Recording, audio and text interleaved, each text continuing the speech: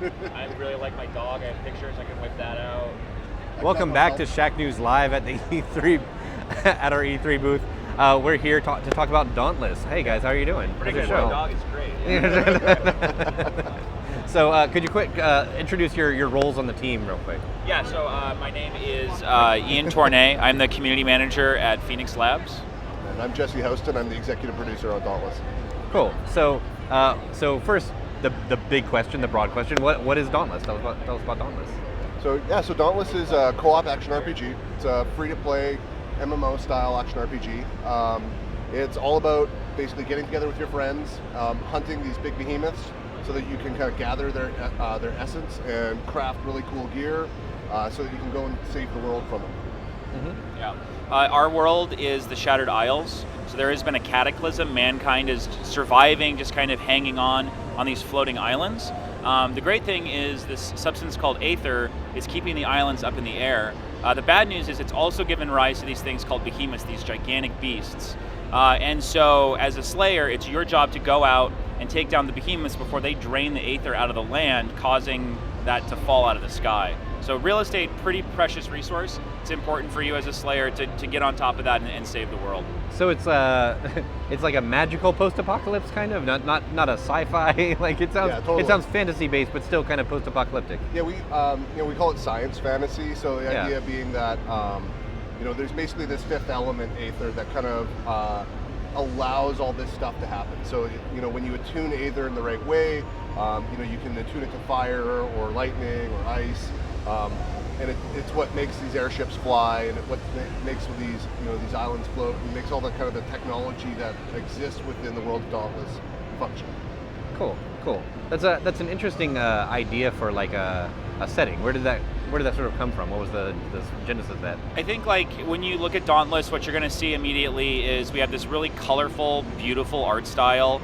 It's a lot different, we've made a lot of games over the years, and there's always this kind of drift towards the grim and the dark, the brown, and having the setting allows us to have an art style with a world that's lush and vibrant.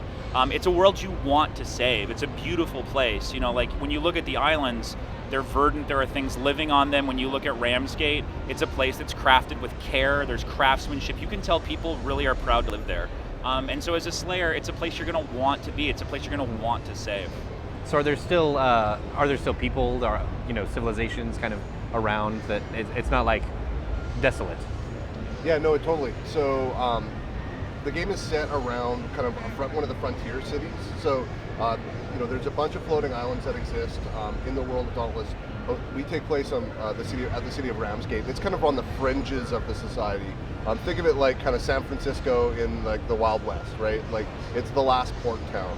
Mm-hmm. And it's where kind of the behemoths are starting to encroach on civilization. So it's a little bit more rustic than some of the other islands, but yet it still has a population and an economy, and has all of this kind of trade happening. So it's a really interesting setting for it. Cool. And so what's the core gameplay loop? I know you said it was an action RPG. When I start up the game, what am I going to be going to do and having a game session? Yeah, so you're going to log in, and you're going to log into the city of Ramsgate, and there you're going to kind of craft your gear. You're going to do all your personalization, like dyeing your stuff and like making sure that you got your right emotes selected. Then you're going to go into like matchmaking, where you'll choose which hunts that you want to participate in. And like that'll be basically kind of defining which behemoths that you're probably going to want to be fighting. From there, you'll fly out to the islands, and once you've landed on the islands, you'll have to go and hunt the behemoths.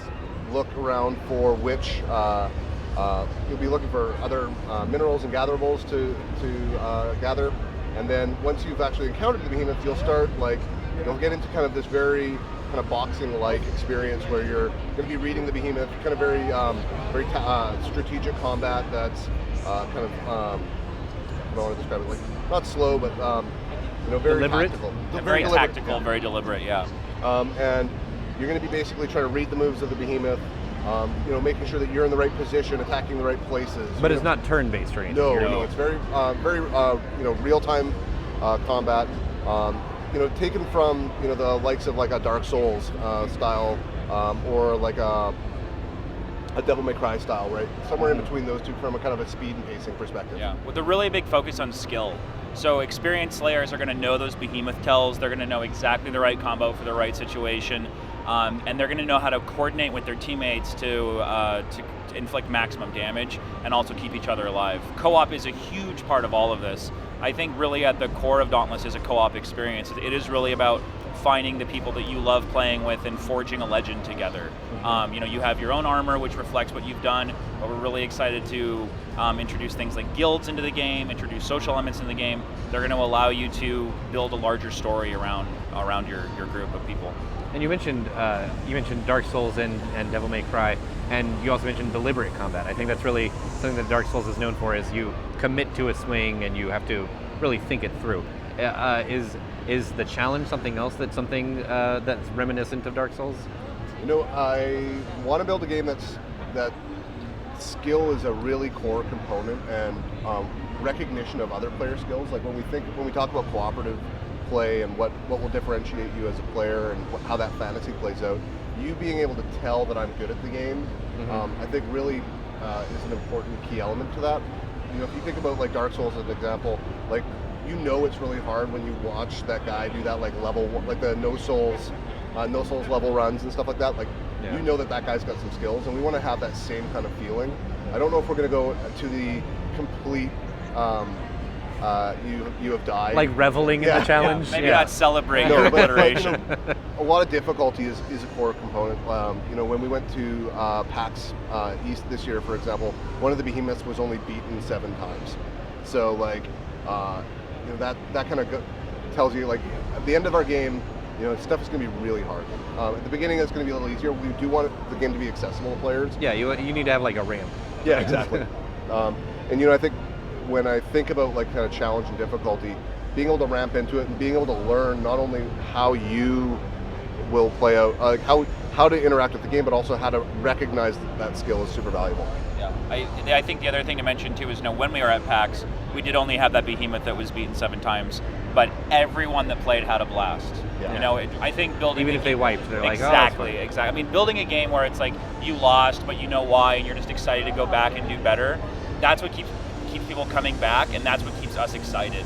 Is knowing that it's not just something that you kind of come face roll your keyboard and you're like, I did a thing. It's like you're creating your own story, you're creating your own validation, and that's something that you give to yourself like that is more important than something that we can ever give you with like you did a good thing, right? Like being able to know that you're really skillful and you're really good.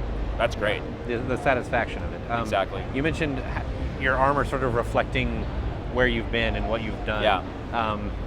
Not to constantly draw comparisons to other games, but that's something that in the lead up to the original Destiny they talked about a lot. Oh, yeah. And people felt different ways about whether or not they pulled that off, but how do you keep that loop going and that feed going of like all of your stuff reflects who you are and what you've done?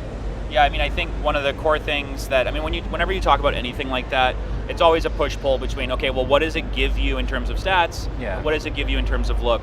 That's why we're, from really early on, we've talked about transmog. That's something we feel passionately about. The other thing, too, is, we're going to have a great die system. We're going to have systems, and really, like, the weapons that you have are not just like, okay, so this is a sword, and then the next sword is more of a sword, because when you swing, it does more damage. It has a different feel, it has a different special attack, it has all these different elements that not only make you more powerful, but allude to a play style. It also helps reflect, each of the armors help reflect the behemoth that you are becoming. So if you kill, the behemoth is currently playing right there, that's Grave, and it's like, this big owlbear. One of the attacks that it does rends you, and part of when you start completing that armor set, some of the set bonuses also add that rending capability. So you actually start to not only look and feel like the behemoth, but you also start to be able to act like it as well. And then that gives the ability for the players to really truly kind of become legend rather than just simply like I have +1 or +5, right? Did you call that thing an owl bear? Was that, yeah. Is that its official name? No, it's like like it's kind of alluding back to like the D&D style owlbear. So like basically Scrave's like a kind of a mix between like what would happen if like a bear and an owl got together and then we poured like a ton of Aether on it and grew it to like 30 feet long. There's been an apocalypse. We're not judging. Like any love that can bloom in this world is beautiful. Make it work, absolutely, people. Yeah. So you had mentioned an alpha before. Can you tell us about that? Yeah, so we're super excited. We're very proud to announce if you have purchased or you decide to purchase a Dauntless Founders Pack, which you can learn more about at playdauntless.com, we're going to be starting our Founders Alpha on August 18th. That means you can get right around the corner. Around the corner. Is that like scary close for you guys? It's exciting close. There, I did it. Yeah. I hear the fear and excitement come from the same place. Yeah, let me check. The level up. Oh no, that is a little scary. Okay, so no, we're super. We couldn't be more excited. We've been running a tech alpha. We've had thousands of people already play the game. We've been getting a huge amount of feedback. We've been improving. Come August 18th, we're going to open it up to everybody. We're going to be lifting our NDA. That means you're going to see people streaming the game, creating content for the game. We've got people ready. We've got people on Twitch who love my boy Domestic Dan. If you're watching, what's up? He's going to be helping us create recipes, great snacks to play while you're making Dauntless. I mean, like, we're just so excited to see what people are going to create, and it all is going to kick off on August 18th. So how many people are in it right now, just in this testbed phase? Yeah, we've got a few over 9,100 folks right now, plus or minus, who are playing basically twice a week. We open up the servers. We've actually been running all E3 with the folks when we've been showing it to people and stuff like that. It's been awesome getting to play with the testers. But yeah, we've been running now 2 months, give or take. Give or take. A little over 2 months. So it's like a community test bed now, basically. Yeah, absolutely. Yeah, we put the call out a couple of months ago saying, hey, if you want to play, send us your DirectX diag and like what games you like playing and when you're available, and then we were able to pick from that and bring in a bunch of people. And we can't thank those testers enough. Like, we threw them right into the deep end. We're like, all right, you're gonna see, you get into an alpha. And I think like nowadays you see things where it's like, oh, it's a beta. It's like a beta. It's like when we like drop you in the world and then you fall through it. It's like, oh, collision. Like, this is an alpha, as in like an actual alpha. Welcome to a real alpha. And these guys have been nothing but supportive. The amount of feedback that we get that's actionable, that's supportive. I mean, even the criticism we get, which you have to get, has been so focused and so useful. I think that what these guys have done is going to improve Dauntless for years to come, and we couldn't be more thankful. So what kind of feedback have they given? What's something that they've given that you're like, oh, that's a good point, we should change this, or we should. One of the biggest ones factually was around ranged weaponry. So we originally, when we designed Dauntless, and we really envisioned it as a melee combat game, and there was this kind of constant outpour of, hey, what could range? We want range, and so we actually ended up taking that on. Some other stuff, like kind of more tactically speaking, like so we have a great axe in the game. It's a charge-based weapon. It's actually really hard to use, and we ended up finding that through the feedback, we found really new and interesting ways of actually making the ramp into it much better. The beginning of the game has been revamped 3 times now with different which behemoths we're using. We're on another iteration right now coming down the pipe. Like, it's been super awesome where it's like, hey, cool, we're gonna reset everything. Give us some feedback on this. Oh, hey, can you go kill this one behemoth like as many times as you can? And we're able to look at all the stats and for example. Right? Well, and I mean, you get all this great technical feedback, but I think the thing that's the most, I just gotta say, our community is amazing. It's gotta be one of the most friendly online communities there is. So supportive, and so of course, you get the really good solid feedback, like, oh, maybe 5% more this, or maybe this could be like this, and then you get things like, why is there a ram on the roof in the city? And then they all want to name it, so we have to have a contest to name the roof ram, and then just all the roof ram's a feature now, just to be clear. Oh yeah, roof ram is canon. Yeah. Like that's in the it's game on the box, baby. It's like you've got 9,000 extra developers sort of helping. Oh yeah, absolutely. We're bringing extra people on. No, it's really cool because they give a really awesome perspective of hey, how does it, it really comes from the heart and the feel rather than, as a developer, one of the challenges can be you look at it from the light of how we would build it, or what the technical challenge is, or what when I'm up at 3 a.m. envisioning what something could be it's sometimes hard to just be well, this is what it feels like as a player, and so they always come at it from that perspective, and it's really refreshing to have that kind of very quick and instant reflection, and it's awesome. And you mentioned you wanted to have a ramp. Obviously, there's a high skill ceiling. It sounds like, but you wanted to ramp up neatly from there. What's sort of the challenge of developing something that has that, like, easy to learn, very difficult to master kind of combat? Well, it comes in a couple of folds. One is like, how do you build systems that where mastery is a key component of it without necessarily making mastery be completely overpowered. So as an example, like dodge, we have iframes on our dodge. So like when you dodge, there's a period of time where no matter what happens, the behemoth can't hurt you or other effects in the game can't hurt you. Well, at some point, that basically becomes, like, if you are, like, there's this dude Cyrus, he's like one of the best players in the game right now. Cyrus. Go Cyrus. This is a dude who like ran like headlong into everything and like just completely crushed it. He's like one of the best dodge rollers I've ever seen, right?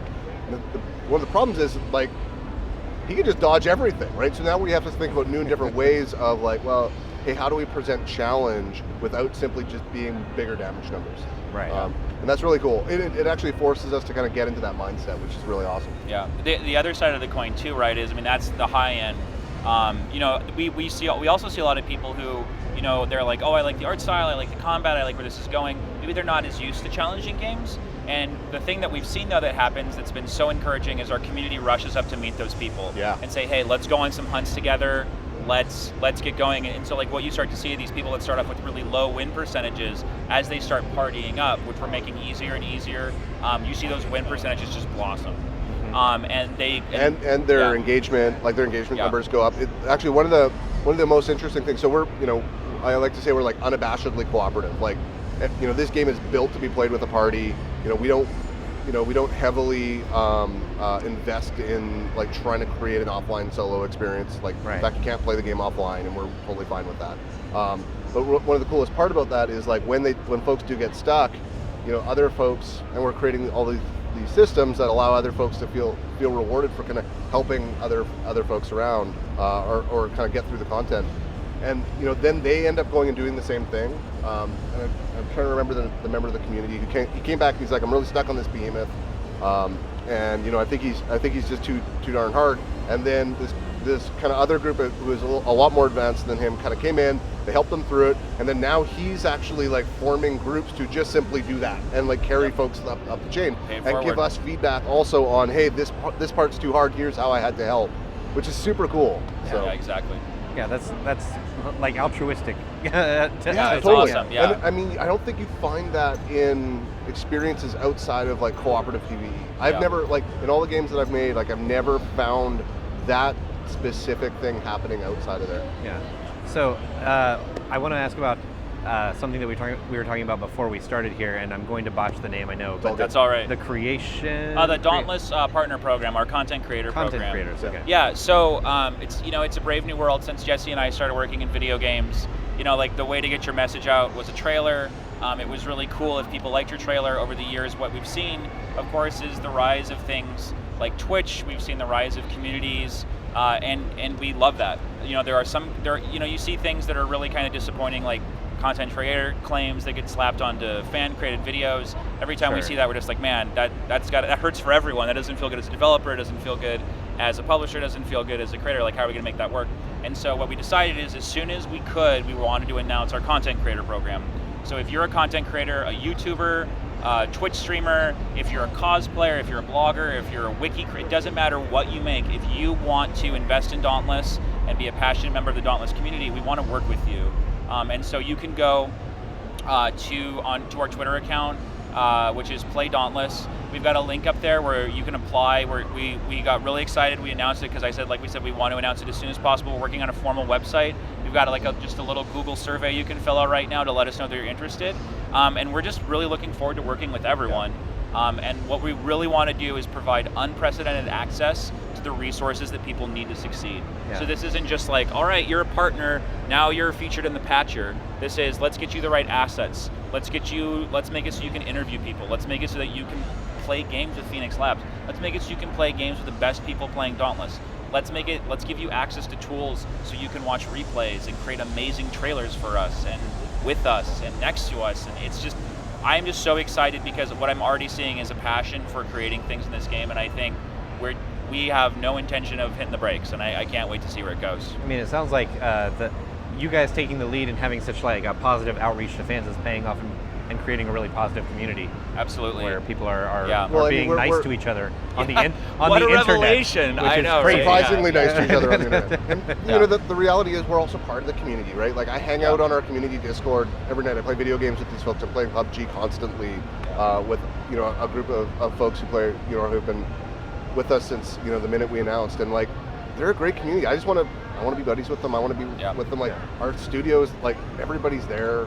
It's a game that we're not only building for us, but we're building for them as part of them too. Yeah. So Dauntless is going opening itself up in just like a couple short months. Yeah, I mean, as open as we can be. I mean, we honestly, we're so excited to get everybody in. Again, August 18th. That's when everyone's going to be able. Who's a founder that's going to be able to play. After that, we're going to go into our closed beta, and then we're going to be open beta by the end of the year. Great. Free to play. And so if you're curious if any of this sounds good to you, even if you play and you don't love it, let us know so that we can help you. We can help turn Dauntless into something you do love, because we just want to, like Jesse said, we just love playing with people. Great. Well, it's been great talking to you guys. Yeah. Thank you so Really much. thanks so much. Thank you. Thanks for having us. And we'll be back with more from the Shacknews E3 booth in just a minute.